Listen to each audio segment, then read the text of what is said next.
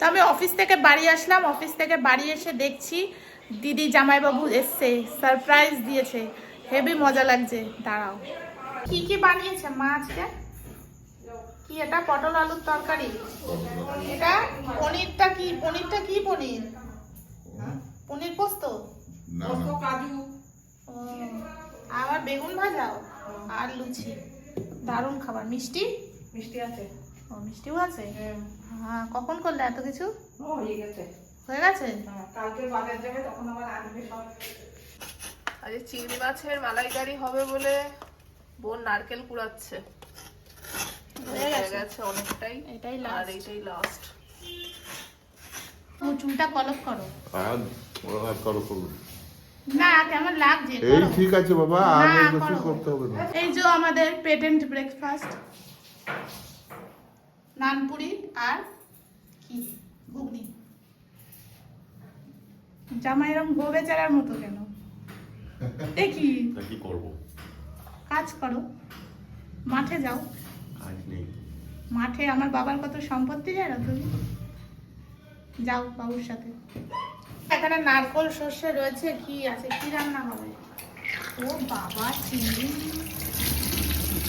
বাবা, এটা তুমি কাটতে কাটতে শেষ হয়ে যাবে, অনেক টাইম লাগবে। না, আর এটা কি করছো? ডাটা পোস্ত। এই ডাটা হয়েছে, এখন রোজ খালি ডাটা। আচ্ছা, কোনটা? মানে ডাল। কি? হ্যাঁ, তা মাংস হবে না আজকে? না, মাংস গেলে আবার হোটেলে যাবি।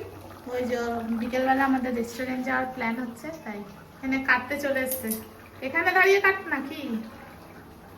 ও কেটে দেবে। কাঁচি দেবো? দে তো। হ্যাঁ, কাঁচি ভালো দেবো? হবে।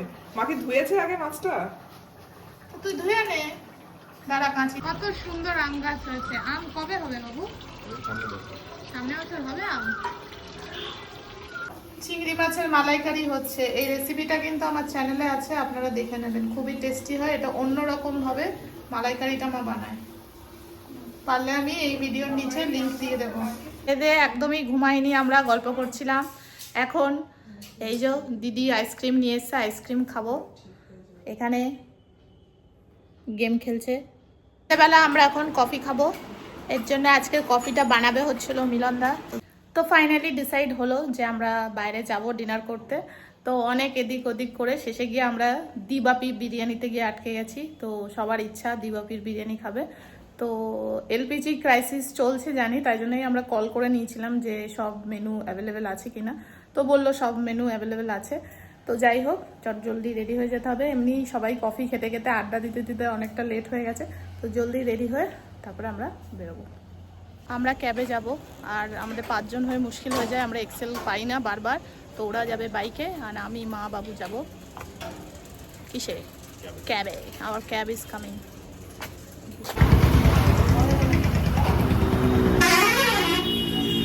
স্টার্টারে আমরা ফিশ ফ্রাই অর্ডার করেছি। বাহ, খুব সুন্দর করে দিয়েছে তো। চলো শুরু করা যাক, শুরু করা যাক। Mutton biryani from দিবাপি।